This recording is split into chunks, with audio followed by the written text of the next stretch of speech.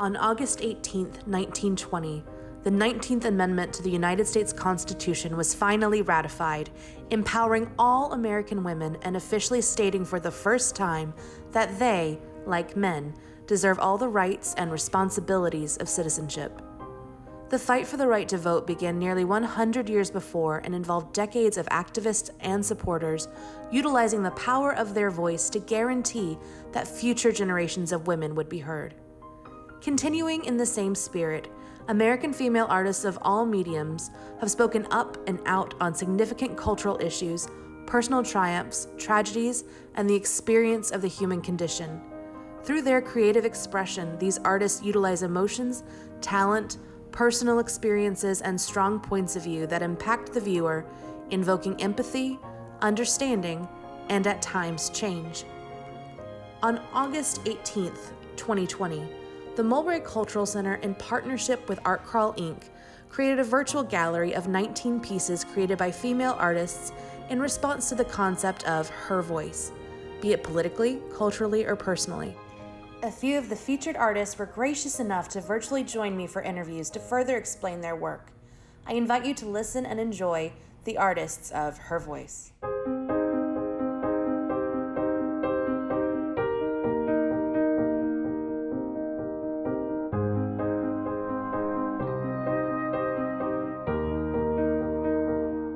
Ever since I could color on my bedroom walls, I have loved art.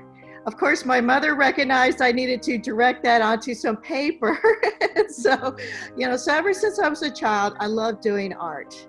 I think I got in trouble in school because sometimes I was doing art when I should have been doing my assignments, but I've enjoyed it.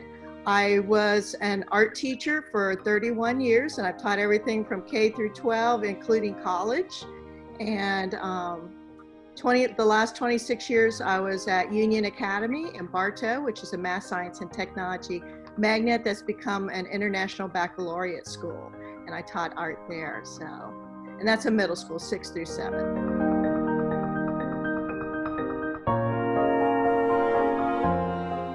We don't know much about what the things we have today and what all people went through to give us these things, We just take it for granted. So I started researching. Of course, first I went to Google and started looking around there, and that led me to the Library of Congress. It's amazing all the stuff that they have on there of history and photos. And it took like 40 years for women to finally get the vote when they first started saying, hey, we want to vote too. And so I was researching the different people, and different ethnic groups were involved in, and there were men too who were trying to help us get the vote. And so they went to their legislators. I just recently, we just got BritBox, which is a cable subscription, and they had what was called the suffrage on there, and it took England, the English ladies, 50 years to do it, and that. It was amazing that the horrors that they went through just to, try to get the vote. The last 10 years, I do believe, they started, they couldn't get anybody's attention. Nobody would listen to them. And so they started to do protests. They would get arrested. They would do hunger strikes. We start back to the Revolutionary War. I know we want to think, nobody's perfect. And you have to, and I think we have to think about what was going on at the time. I love history. I love collecting antiques. And we always try to look at things through a modern lens, but you have to think about what was going on during that time period.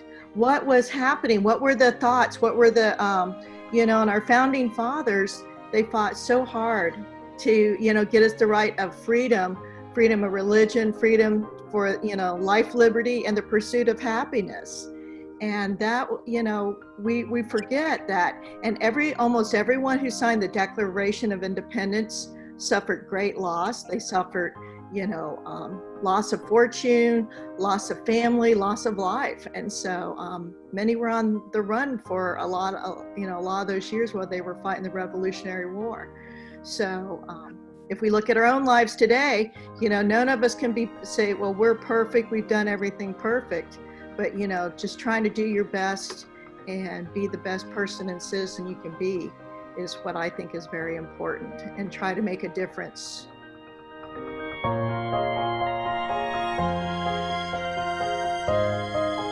Looking through the Library of Congress, which all of those pieces are over 50 years old, so there's no copyrights on them. That's one thing that I felt was very important when I was teaching my students, to make sure that you're not infringing on other people's, copyrights. Thomas Jefferson said that, copying isn't the sincerest form of flattery, payment is. And so I want to make sure that, that they were copyright free. So I found different images of women, and also a lot of different ethnic groups were involved in that. And I have, in my artist statement, you can see there's a couple of African American ladies that are, the one on the left, she was a big voice for women's rights and voting. And then there was an Asian lady there, and she was a diplomat's wife, but she got very involved. So there are a lot of different voices, people trying to get in that. And then I got to looking around some more, and I saw Susan B. Anthony, and she had a speech, a very famous speech. And in her speech, it basically boils down that this country wasn't just founded by men and women built this country. And so we should have equal rights for women to help, with the political process and voting who our leaders are for our country. And so I put part of that famous quote of hers into the artwork. And I wanted to give it kind of a little bit of a more older feel to it. So that's why I put that blue and kind of brownish overlay on it to give it a more of a antique feel to it as well. But then the blue gives it a little bit more of a modern feel. But I had taught yearbook at my school for several years, and so I had to learn how to do Photoshop and how to arrange, and of course you throw in the elements and principles of design, and you have your rule of thirds. And so I was trying to lay it out to where I had a nice cohesive feel, and that led your eye around the piece.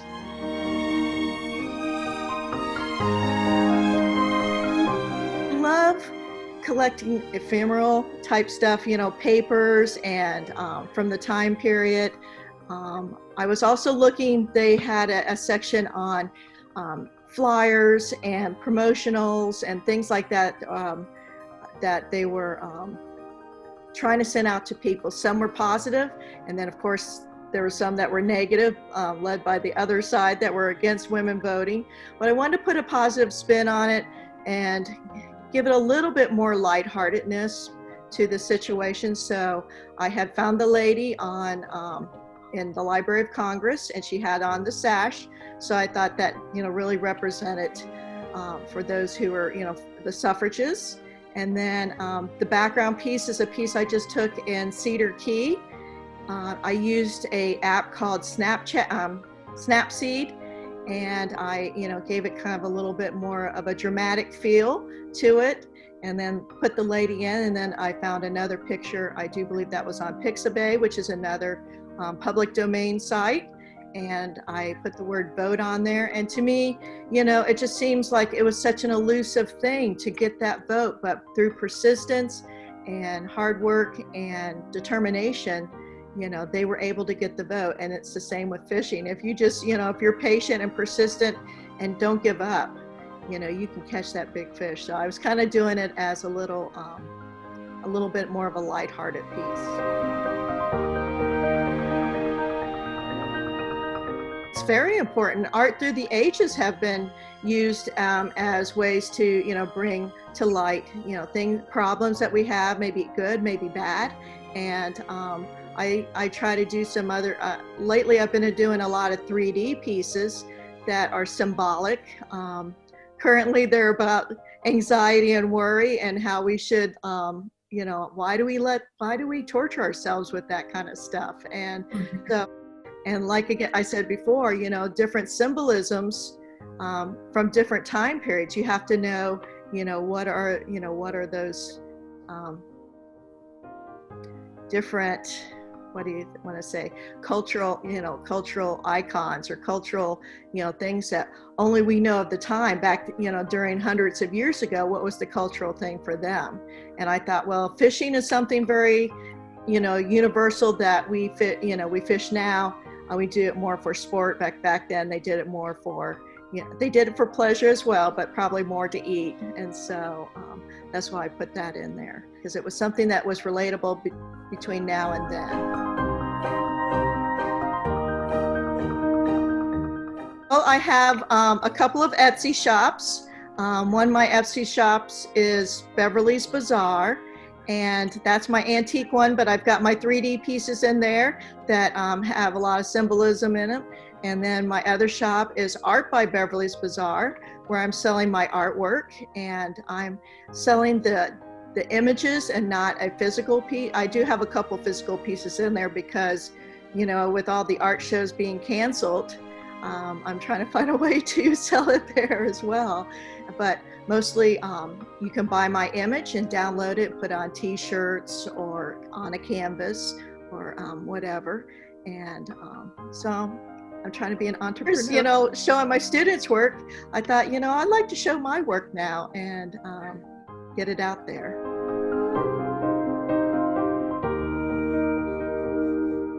These rights that we just automatically assume were always there have not been. And, I think we need to appreciate those who came before us and, use them as role models for, whatever we see that we need to, pay attention to, or to,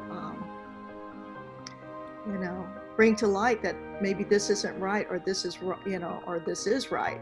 What do we believe? And we need to think more about what do we believe in. And should we take a stand, or do we want to take a stand, and what's important. So we need to always be thinking about those things.